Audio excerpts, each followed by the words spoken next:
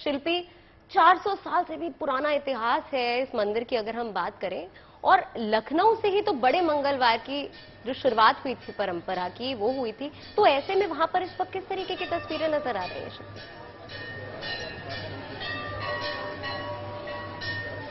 बिल्कुल, देखिए मैं उस मंदिर में हूँ जहाँ से बड़ा मंगल की परंपरा शुरू हुई थी और इस बात को कहा सुना जाता है कि अवध के नवाबों ने बड़ा मंगल की परंपरा को शुरू किया था। और सबसे बड़ी बात यह है कि उस मंदिर में आज भी हर जाति वर्ग के लोग आते हैं। कल जब हम लोग यहाँ आए थे तो एक मुस्लिम महिला भी यहाँ दर्शन कर रही थी। इसके पीछे यही है कि जिस तरह से अवध के नवाबों ने राम के अनुज लक्ष्मण की नगरी में इस मंदिर को स्थापित किया था, क्योंकि ये पूरा क्षेत्र अलीगंज कहा जाता है, यानी जनाबे आलिया या आलिया बेगम के नाम से बना हुआ है। और कहते हैं नवाब जो तीसरे नवाब थे शुजाउद्दौला, उनकी जो बेगम थी जनाबे आलिया, उनको कोई संतान नहीं थी। उन्हें रात में हनुमान जी ने स्वप्न में दर्शन दिए। उसके बाद की कथा यह है कि निर्दिष्ट स्थान पर वो पहुंची और वहां पर उन्होंने एक तरह से हनुमान जी की पूजा अर्चना भी की और उसमें कई बातें कही सुनी जाती हैं। लेकिन इतना तय है कि उसके बाद उनको संतान हुआ और पुत्र की उनको प्राप्ति हुई और उसका नाम उन्होंने, क्योंकि मंगलवार को ही पुत्र की प्राप्ति हुई थी, तो उसका नाम उन्होंने मंगलू रखा। यानी कि आप सोच सकती हैं कि अवध में किस तरह की परंपरा थी। और उसके बाद जो मंगलू थे वो बाद में अवध के नवाब भी बने, उनको मंगली मिर्जा भी कहा जाता था। आज भी ये परंपरा यहाँ देखी जा सकती है कि यहाँ की जो घंटे जो अभी बजते हुए आपको सुनाई पड़ रहे हैं, उनमें से कई घंटे मुस्लिम जो यहाँ के जो मानने वाले हैं उन्होंने दान किए हैं और यहाँ की वो परंपरा आज भी चल रही है। दूसरा ये है प्रैक्टिकल जो स्वरूप है बड़ा मंगल का, वो ये कि ज्येष्ठ के महीने में बहुत ज्यादा गर्मी पड़ती है। कहते हैं कि नवाब बहुत दयालु थे और उन्होंने इस परंपरा को यहाँ पर शुरुआत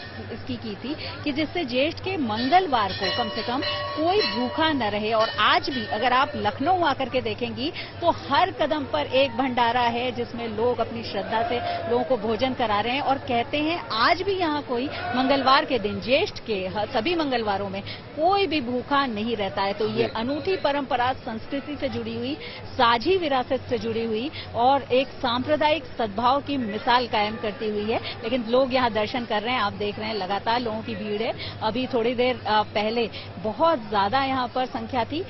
जैसे जैसे ये दिन बढ़ रहा है, हमें यहाँ पर एक अखंड रामायण का पाठ भी होता है, वो भी होता रहता है, लगातार 24 घंटे चलता है। शिफ्ट में उसकी ड्यूटी लगती है, जो लोग करते हैं उसको, यानी वो रात में भी कभी बंद नहीं होता। तो ये अनूठी परंपरा आज भी यहाँ कायम है अवध की साझी विरासत की। शिल्पी, एक बात बताइए, बड़ी इंटरेस्टिंग आपने तमाम फैक्ट्स बताए। एक बात तो समझने वाली हो गई कि देखिए ये देश का जो सांप्रदायिक सौहार्द है उसको ये दर्शाता है मंदिर, साथ ही साथ जो प्लूरलिज्म है इस देश का वो भी देखने को मिलता है साफ तौर पर। दो सवाल है मेरे आपसे। पहला ये कि आपको जो भक्त हैं उनमें भी आपको तमाम अलग अलग, जैसे कि आपने भक्त बताया, वो देखने को मिल रहे होंगे। दूसरा सवाल ये है कि बाकी मंदिरों में और इस मंदिर में कुछ और भी डिफरेंस देखने को मिलता है आपको, चूंकि मुगल काल से बनाया गया है और तमाम जैसे कि शिरडी साईं बाबा मंदिर है उसी प्रकार की झलक देखने को मिल रही है?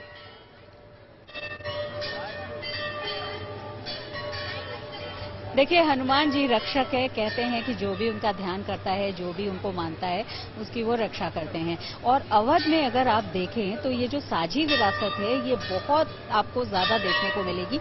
इस मंदिर की अगर आपने बात की, इसकी विशिष्टता तो यही है कि ये अवध में बेगम आलिया द्वारा स्थापित है।